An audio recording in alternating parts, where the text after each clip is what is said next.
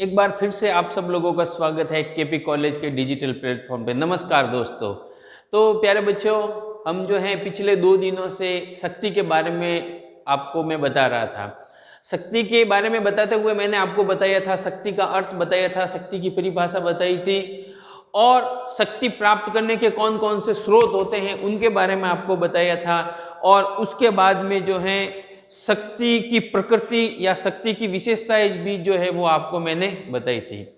अब जो है एक क्लास बहुत लंबी हो रही है, इस वजह से आज आपको लास्ट शक्ति की एक क्लास ले लेते हैं। शक्ति के प्रकार, शक्ति कितने प्रकार की होती है, शक्ति कितने प्रकार की होती है। तो प्यारे बच्चों, शक्ति के प्रकार जो होते हैं इनके बारे में बहुत जितने भी विद्वान हैं, सारे विद्वानों की बातों के अंदर मतभेद हैं। हर एक विद्वान जो है अपने अपने हिसाब से जो है शक्ति के प्रकार बताता है। कोई जो है बल को भी शक्ति बता रहा है, कोई प्रभाव को शक्ति बता रहा है, और कई व्यक्ति जो है वो व्यक्ति का जो महत्व होता है, उनकी जो कहने का मतलब व्यक्ति का जो व्यक्तित्व होता है उनको शक्ति बताते हैं। तो आज हम जो है शक्ति के विभिन्न प्रकारों के बारे में जो है देख लेते हैं। किस किस विद्वान ने कितने जो है शक्ति के प्रकार बताए हैं। शक्ति के विभिन्न प्रकारों के बारे में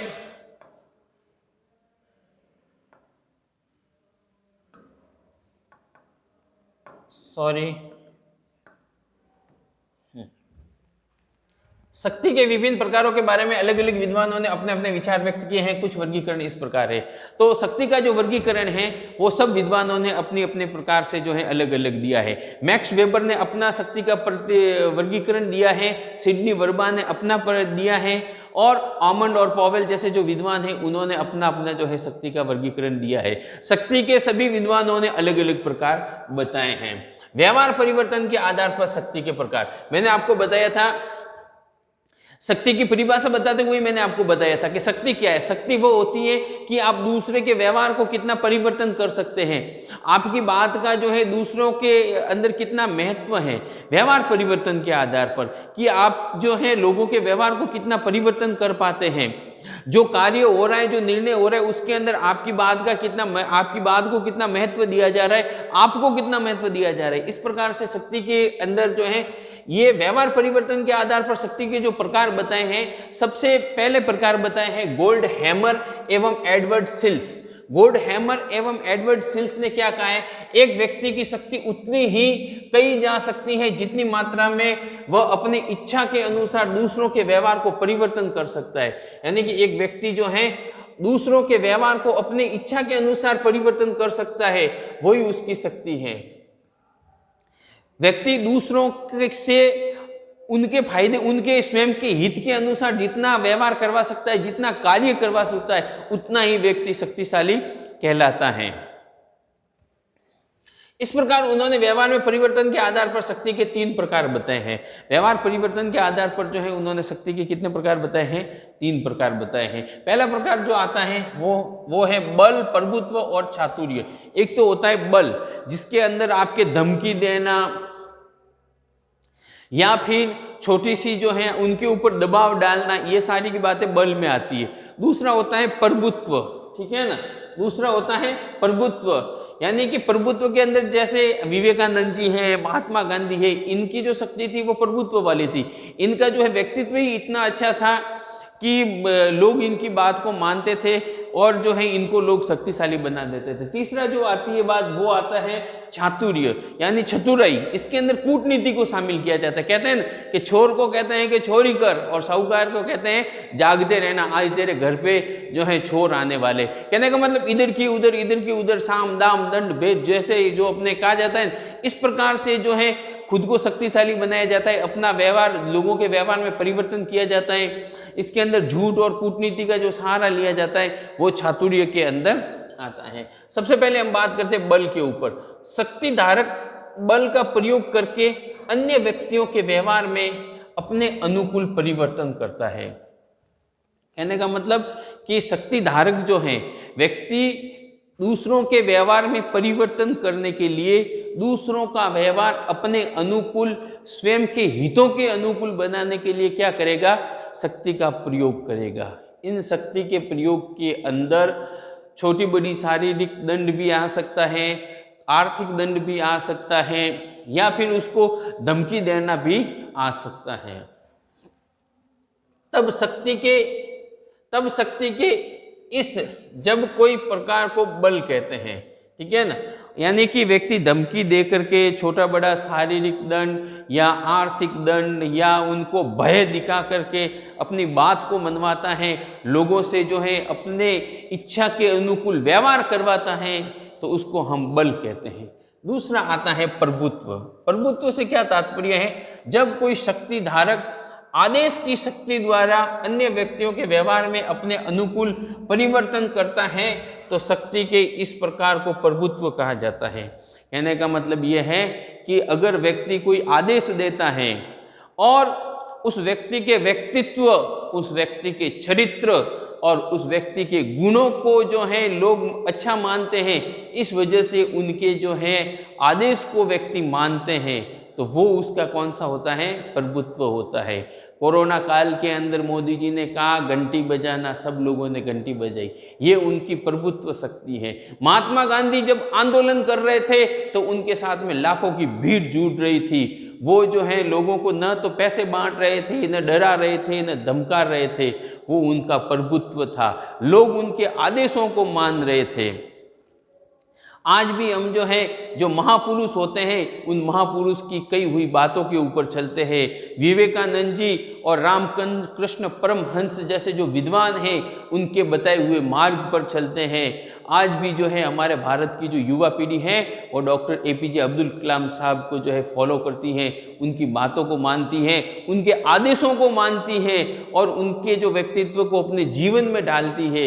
ये क्या है? ये उनकी जो है शक्ति का प्रमाण है, ये उनकी जो है प्रभुत्व शक्ति है। तीसरा आता है चातुर्य। चातुर्य से क्या मतलब होता है? जब शक्ति धारक स्पष्ट रूप से अपनी इच्छा प्रकट नहीं करता है, वरन युक्ति एवं छल द्वारा अन्य व्यक्तियों के व्यवहार को अपने अनुकूल करता है, तो शक्ति के इस प्रकार को चातुर्य कहा जाता है। आप क्या चाहते हैं, इस बात का जो है आप डायरेक्ट इस प्रकार की मांग नहीं करेंगे, बात नहीं करेंगे, बल्कि कोई युक्ति करेंगे, छल करेंगे, कपट के द्वारा जो है लोगों के व्यवहार में परिवर्तन करवाएंगे, तो फिर वो क्या है कि वो बात चातुर्य के अंदर आ जाती है। किसी व्यक्ति को धन की आवश्यकता है और उसको जो है पैसे की आवश्यकता है, आपने उनके घर के पैसे जो थे वो चोरी करवा लिए, तो ऐसे समय में वो आपके पास जो है पैसे लेने के लिए आएगा, ठीक है ना। वो आपको जो है, और जब पैसे लेने के लिए आएगा तो वो आपकी बात को मानेगा। इस प्रकार से अपन देखते हैं कि अपन डायरेक्ट न तो आदेश देते हैं और न क्या करते हैं, उसको धमकी देते हैं या दंड देते हैं, बल्कि कपट के द्वारा, कूटनीति के द्वारा जो है, तीसरी नीति अपना करके छल कपट के द्वारा जो है उनको अपने अनुकूल बनाते हैं, तो उसको क्या कहते हैं? उनको चातुर्य कहा जाता है। तो व्यवहार परिवर्तन के आधार पर जो है शक्ति के 3 प्रकार हैं। व्यवहार परिवर्तन के आधार पर शक्ति के 3 प्रकार है, बल, प्रभुत्व और चातुर्य। दूसरा जो व्यवहार है वो है, दूसरी बात है औचित्य पूर्णता के आधार पर। औचित्य पूर्णता अर्थात उद्देश्य के आधार पर शक्ति का जो प्रयोग हो रहा है, जो शक्ति है उसका उद्देश्य क्या है, उसका औचित्य कितना है, इसके आधार पर शक्ति के कितने प्रकार होते हैं। तो औचित्य या महत्व के आधार पर मैक्स वेबर ने शक्ति के 3 प्रकार बताए हैं। औचित्य के आधार पर जो शक्ति के प्रकार बताए हैं वो बताए हैं मैक्स वेबर ने। मैक्स वेबर ने कितने शक्ति के प्रकार बताए हैं? मैक्स वेबर ने शक्ति के 3 प्रकार बताए हैं। पहली जो शक्ति है वो है संवैधानिक या कानूनी शक्ति, दूसरी है परंपरागत शक्ति और तीसरी है करिश्मावादी शक्ति। अब देखो, ये परंपरागत संवैधानिक या कानूनी शक्ति क्या होता है? संवैधानिक या कानूनी शक्ति से तात्पर्य ये होता है कि अगर कोई व्यक्ति MLA बन जाए, MP बन जाए, मुख्यमंत्री बन जाए, प्रधानमंत्री बन जाए,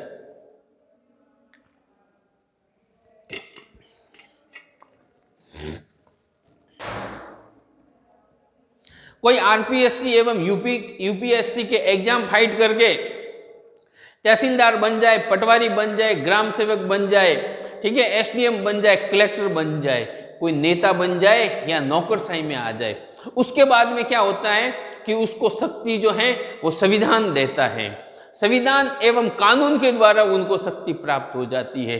तो संविधान एवं कानून के द्वारा जो शक्ति प्राप्त होती है उस शक्ति को हम क्या कहते हैं, उनको संवैधानिक शक्ति कहते हैं।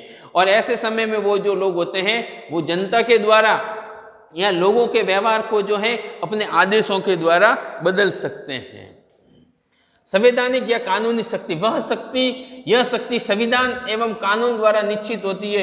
यह औपचारिक, संरचनात्मक एवं संगठनात्मक होती है। यह शक्ति जो होती है वो औपचारिक होती है, संरचनात्मक होती है और एक संगठन के रूप में होती है। यह शक्ति जो होती है वो क्या होती है, वैध होती है, क्योंकि संविधान और कानून जो है इनके द्वारा ये मान्य होती है। दूसरी जो होती है वो होती है परंपरागत शक्ति।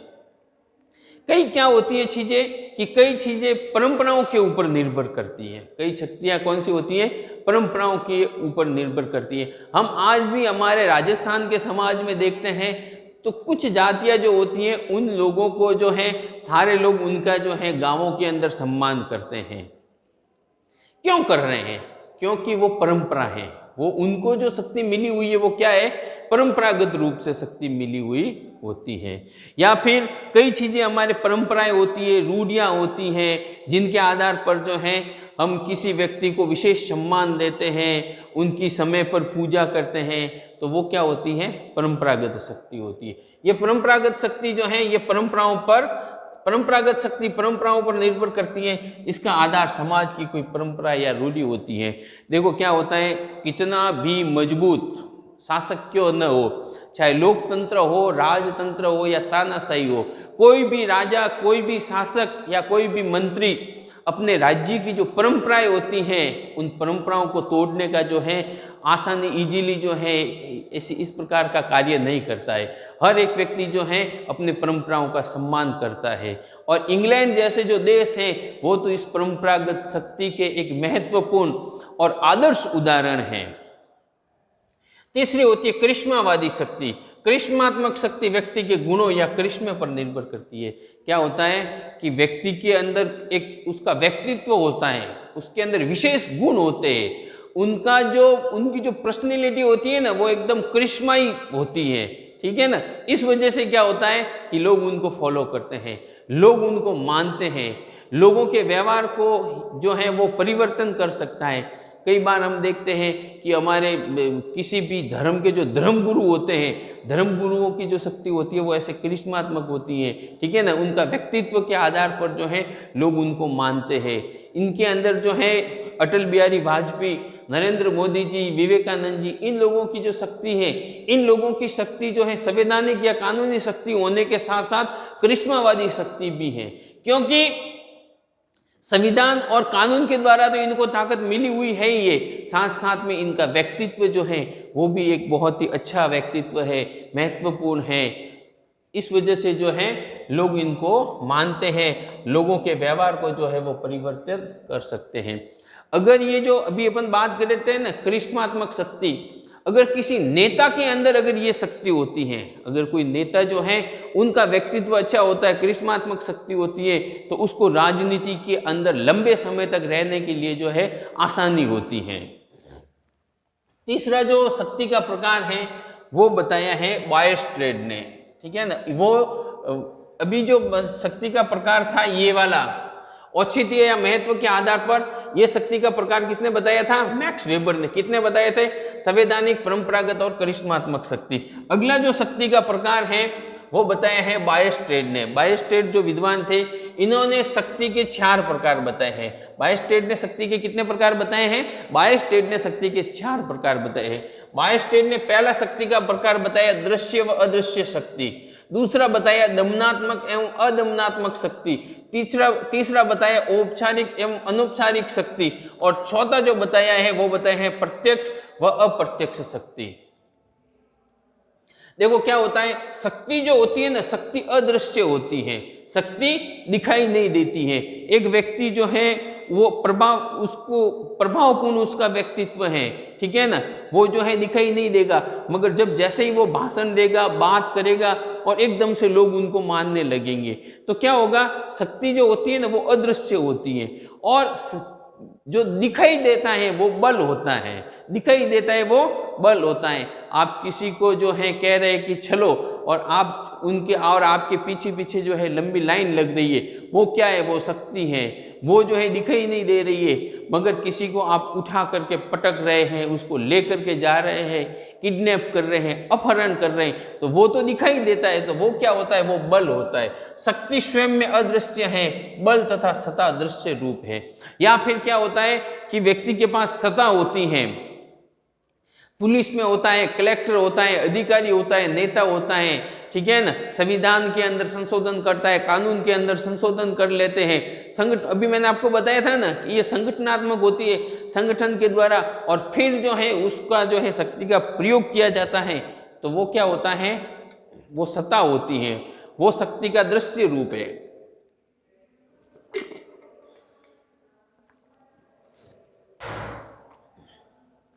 अगली बात आती है दमनात्मक और दमनात्मक। वो की वो बात आ गई, आप किसी का दमन कर रहे हैं, ठीक है ना, उसको जोर जबरदस्ती आप अपना जो चाहते हैं आपके अनुकूल उनसे व्यवहार करवा रहे, तो वो क्या होगा, वो बल होगा। वो क्या हो जाएगा, बल होगा। इसके अंदर मारना, पीटना, आर्थिक दंड देना, कोई ये प्रकार आ जाएंगे, ये क्रमश बल हो जाएगा। और आप दमन नहीं कर रहे हैं, आपके व्यक्तित्व के आधार पर वो आपके आदेशों को मान रहा है, ठीक है ना, आपको फॉलो कर रहा है, तो वो क्या हो जाएगा, प्रभाव हो जाएगा। औपचारिक एवं अनौपचारिक, ये संविधान द्वारा निश्चित एवं व्यक्तिगत संबंधों पर आधारित है।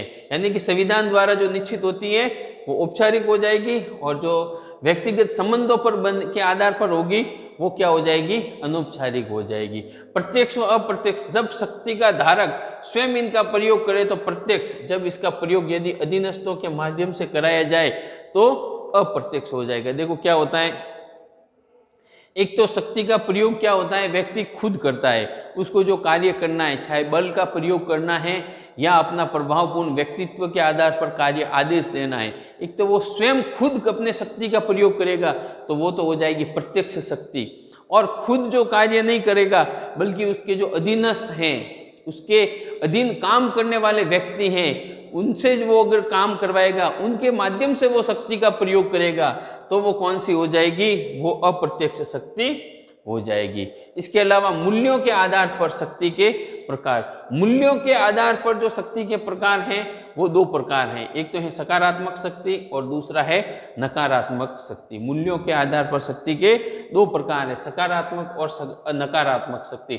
सकारात्मक शक्ति उचित उद्देश्यों के लिए कुछ ढंग से प्रयोग की जाती है। सकारात्मक शक्ति जो होती है वो उचित उद्देश्यों के लिए कुछ ढंग के साथ में उनका जो है प्रयोग किया जाता है, बल्कि नकारात्मक शक्ति जो होती है वो अनुचित उद्देश्यों के लिए अनुचित ढंग से प्रयोग पर आधारित होती हैं। यानी कि अच्छे कार्यों के लिए जो शक्ति का प्रयोग किया जा रहा है वो तो क्या हो गया, सकारात्मक शक्ति। एक व्यक्ति है, प्रभावपूर्ण है, वो जनता के, विश्व के कल्याण के लिए, लोगों के हितों के लिए, शिक्षा के लिए, स्वास्थ्य के लिए, पशुओं के लिए, पर्यावरण प्रदूषण के लिए शक्ति का प्रयोग कर रहा है, धन को इकट्ठा कर रहा है, या कोई भी ऐसे अच्छे कार्यों के लिए कार्य कर रहा है, शक्ति का प्रयोग कर रहा है, तो वो तो कौन सी हो जाएगी, सकारात्मक शक्ति हो जाएगी। क्योंकि उसकी शक्ति का जो प्रयोग है, चाहे वो बल का प्रयोग हो रहा है या फिर वो, हालांकि सकारात्मक शक्ति का जो अमूमन प्रयोग होता है वो प्रभाव के रूप में ही होता है, बल के रूप में नहीं होता है। और नकारात्मक शक्ति का जो प्रयोग होता है वो अनुचित उद्देश्यों के लिए हो रहा है। जैसे कोई व्यक्ति चोरी कर रहा है, किसी का सामान हड़प रहा है, ठीक है ना, 2 नंबर के कार्य कर रहा है, अमल, अफीम वगैरह, हेरोइन, ऐसे इनकी तस्करी कर रहा है, और पुलिस के ने उसको पकड़ा और वो छूट के आ गया अपने शक्ति के माध्यम से, तो ये जो होगी वो क्या होगी, नकारात्मक शक्ति होगी। क्योंकि नकारात्मक शक्ति का जो प्रयोग होता है उसके जो उद्देश्य होते हैं वो अच्छे उद्देश्य नहीं होते, वो अनुचित उद्देश्यों के लिए किया जाता है। अमूमन यही देखने को मिलता है कि सकारात्मक शक्ति के जो प्रयोग होता है वो प्रभाव के माध्यम से, ठीक है ना, वो किसके माध्यम से, प्रभाव या उसका जो भी है ना वो करिश्माई व्यक्तित्व, इनके आधार पर किया जाता है। और ये जो होता है इसका होता है प्रयोग बल के आधार पर। इनका कैसे होता है, बल के आधार पर। तो ये प्रमुख जो हैं कुछ शक्ति के क्या थे, प्रकार थे। इसके अलावा देखो शक्ति प्रवाह या पक्षों की दृष्टि से एक पक्षीय, द्विपक्षीय या बहुपक्षीय हो सकती है। शक्ति पक्षों के आधार पर एक पक्षीय यानी कि शक्ति जो है एक ही व्यक्ति के अंदर है, या हम बड़े रूप में अंतर्राष्ट्रीय लेवल पे देखें तो एक ही राज्य के अंदर एक ही संगठन के पास या एक ही व्यक्ति के पास शक्ति है। द्विपक्षीय भी हो सकती है। देखो इसके अंदर ये एक पक्षीय के अंदर तो सैन्य शासन जहाँ पे होता है वो इनके अंदर होता है, या फिर साम्यवादी शासन प्रणाली में भी अमूमन ऐसा ही होता है। द्विपक्षीय के अंदर क्या होता है, शक्ति जो होती है वो जैसे हम राज्य के रूप में पढ़ रहे प्रधानमंत्री, राष्ट्रपति और उन दोनों के अंदर रहती हैं, ठीक है ना।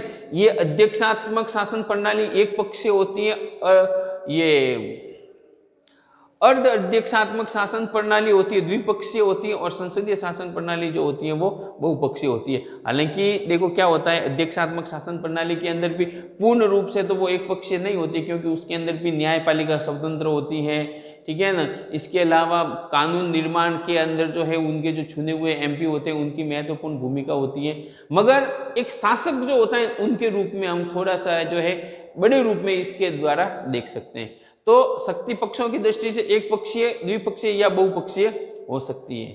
केंद्रीकरण के दृष्टिकोण से वह केंद्रित, विकेंद्रित अथवा विस्तृत हो सकती है। केंद्रीकरण के अंदर क्या होता है, एक तो वो शक्ति है वो एक ही जगह पर हो सकती है, केंद्रित हो सकती है, एक विकेंद्रित हो सकती है। विकेंद्रित का मतलब होता है कि भाई अन्य बड़े लेवल से शक्ति को लेकर के छोटे लेवल पे देना, वैसे भी हो सकती हैं, और विस्तृत भी हो सकती हैं। क्षेत्रीयता के आधार पर अंतर्राष्ट्रीय या भूखंड विशेष से संबंधित हो सकती है। क्षेत्रीयता के आधार पर शक्ति जो है वो अंतर्राष्ट्रीय या यानी कि पूरे इंटरनेशनल लेवल पे, बड़े लेवल पे हो सकती है, या किसी एक भूखंड विशेष से संबंधित हो सकती है। शक्ति की मात्रा एवं प्रभाव की दृष्टि से राज्यों को महान, मध्यम तथा निम्न कहा जाता है। देखो जो राज्य जितना शक्तिशाली होता है, जितनी उनके अंदर शक्ति की मात्रा होती है, उनके आधार पर उसको महान, मध्यम या निम्न कहा जाता है।